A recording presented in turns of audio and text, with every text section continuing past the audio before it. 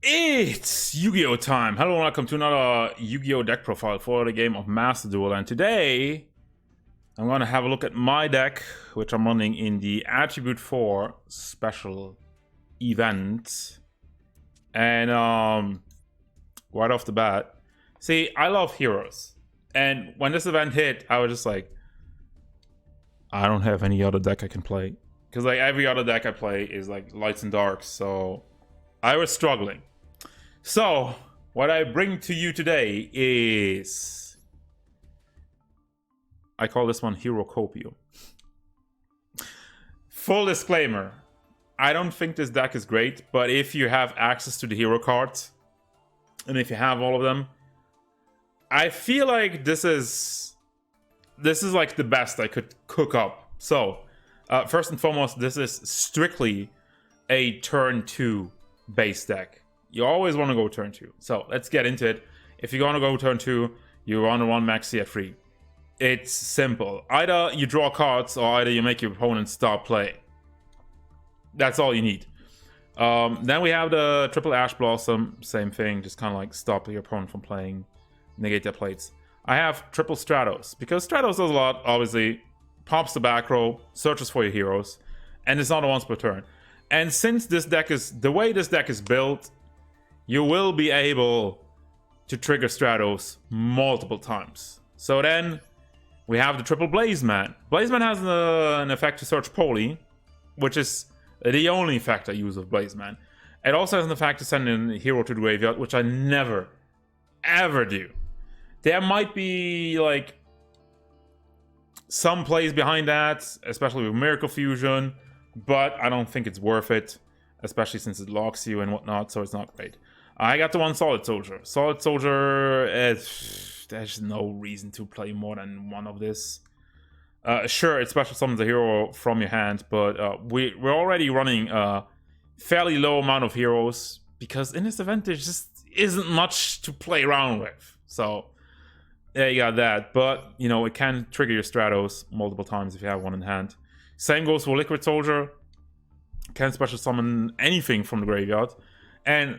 one thing you gotta always keep in mind. Stratos and Blazeman trigger on normal and special summon. Solid Soldier and Liquid Soldier only trigger on normal summon. Obviously, they both have different effects. They both have also like a secondary effect, which is fine. Like the Solid Soldier, like special summon a hero from the graveyard is whatever. It really doesn't come up that much. But being able to draw 2, discard 1 with Liquid Soldier is pretty good. And then I got the one Gamma Steel. It's a kind of random one. I have the Royal Rare just to flex, and it's also a good water target for your Super Polies, which we'll get to in a second.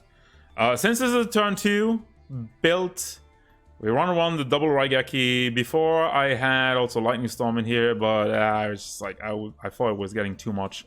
And I want to keep it clean. I want to keep it at 40. So we only got the Raigekis. The one Duster. You could run Lightning Storm with this. Totally fine. But, yeah. Double Poly. Just to get into your fusion monsters. We got the one Rhoda. Doesn't need any explanation. You can search all your heroes out of it. And triple Emergency Call. This card is funny because I had matches like, you know, people don't read. Who has time to read? Imagine reading. It's not a once per turn. I had people ash this, and I'm just like... okay, anyway, here's another one. Or here's like Rhoda or whatever.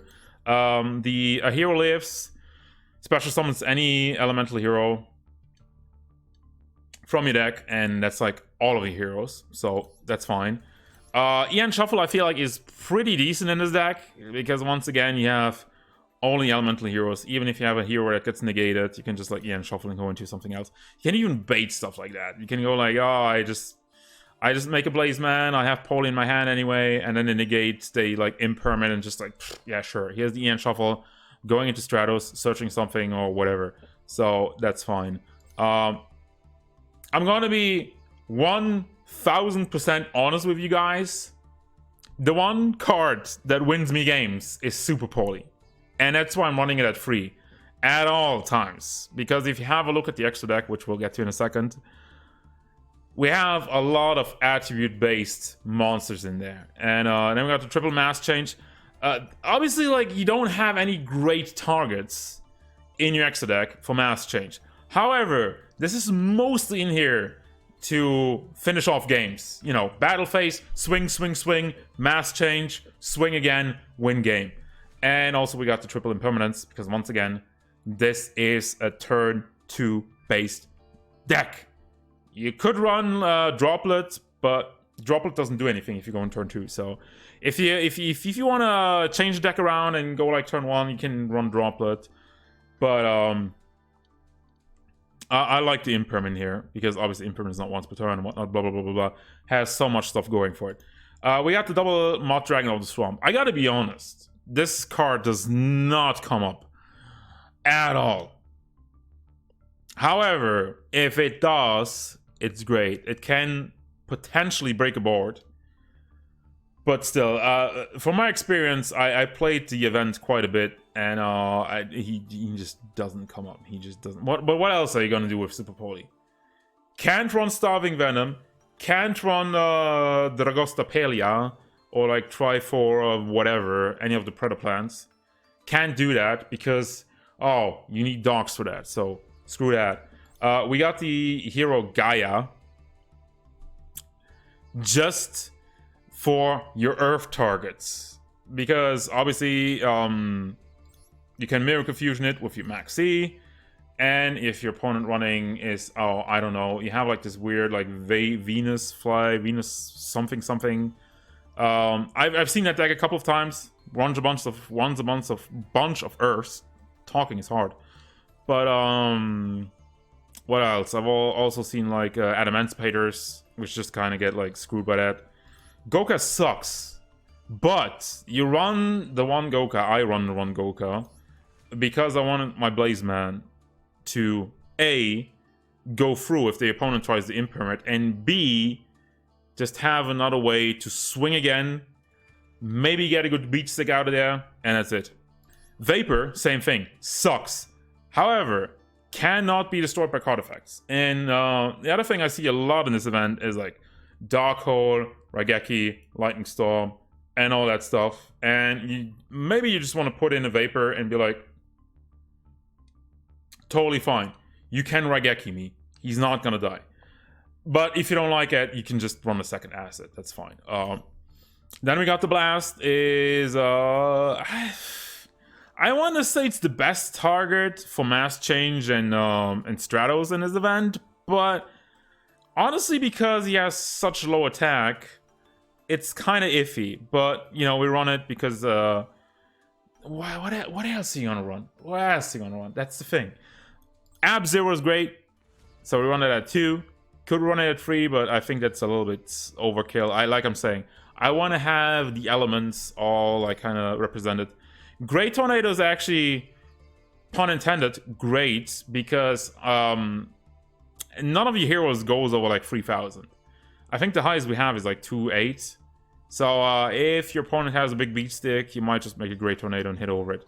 Then we got the assets to deal with back row. But in general, I don't have any troubles with back row, because I can cycle Stratos so many times with like a hero lives, with like, well, a hero lives, you don't have a card on the field, so that doesn't count. But with like Ian Shuffle, with like Solid Soldier, with Liquid Soldier, there's like many ways to just deal with back row with this deck, so that's not an issue. Nova Master, I would never ever think I'd see the day where I sit here and say like, Nova Master is actually pretty good. It's not.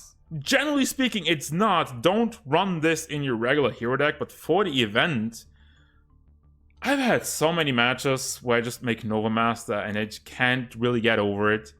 And I just keep swinging into monsters and drawing cards. So it's not a great monster, but it's funny. And it potentially will get you a bunch of cards. Diane's in here. So you have another target for your Solid Soldier. Well, your only target for the mass change. And then we got the Divine Wind. Once again, like, I feel like the Divine Wind kind of comes up more than Hero Blast. in this event in particular. Once again, it's not great, but not being able to be destroyed by battle, it's also not bad. I recently just had like a Windwitch battle where they put up Crystal Wing with the battle, so it cannot be destroyed by battle. And I just mass changed into this, put it into defense, and I'm just like, I don't care if your Crystal Wing boosts. I don't care if your Crystal Wing cannot be destroyed. You cannot destroy my monster per battle. And the effect doesn't trigger. It's just like what we call a lingering effect or whatever. So they just swing into it, he doesn't die, and you just sit on it. Speaking of sitting on it, we have like the final 2 picks. Giant Hand is a Monster Negate, which is fine, and Bagushka. Bagushka is the best Xyz card in this entire event, in my opinion. If you have like a good level 4 engine, Bagushka is absolutely fine. And since none of my hero cards kind of lock me, except for like what was like Blazeman, if I use like the Blazeman effect where I send something to the graveyard, it locks me, but we're not doing that. We're just spamming heroes on the field, and if we're going turn 1, we get the Bagushka out, or if we're going turn 2 and the hand doesn't look that great, just put the Bagushka in defense, and you have 2 turns to wait, and that's it. So in retrospective, as I mentioned, this deck isn't good, but it's fun. Again, I'm a big hero fan. I've been playing heroes for a long time, and I've been trying to climb up the ladder with heroes. But, you know, I had the cards, and I was just like, yeah, sure, I'm gonna play heroes for this event. And that's what I came up with, and that's, I feel like, the best way to do it in, like, a pure version. I've seen, like, so many versions where they run, like, Bubbleman and Stealth Kraken and whatnot, and it's absolutely fine. I feel like Stealth Kraken is great. Stealth Kraken is an absolutely amazing card. However, I don't feel like crafting Stealth Kraken for like this one event. But Payne, you have like 614 UR crafting points. Still, I don't care. I don't feel like it's worth it to craft something particularly. But if you do have Stealth Kraken, I would run it. If you do have like Zodiac, you can like also like Zodiac Droidant. And there's a bunch of maybe other like rank 4 cards that you can run in this deck if you want to. But since I maxed out on the Super Police, I decided to go ham with all the different elements for the heroes, and that's the deck. That's why I have like all these weird picks in the extra deck, and it's fun. Like if we're going like, I don't have any sick replays, but if we're gonna go back, it's a mixed bag of like, I've had a bunch of matches. Let's see. Like, look, here's all these wins. Oh, it looks pretty good. And then there's like loss, like some couple more wins, and some losses, some more wins. It goes back and forth. And once again, 100%, I gotta be 1000% honest. The best card in the deck is Super Poli. That's just it. Oh, Super Poli is good. Who would have thought? Anyway. That's gonna do it, guys. As usual, thank you very much for watching. Don't forget, if you enjoyed this Yu-Gi-Oh! Deck profile, hit it up with a like and subscribe to the channel so you can stay tuned for more figure reviews, card game stuff, and whatever elemental heroes want. Have fun at the event, and good luck.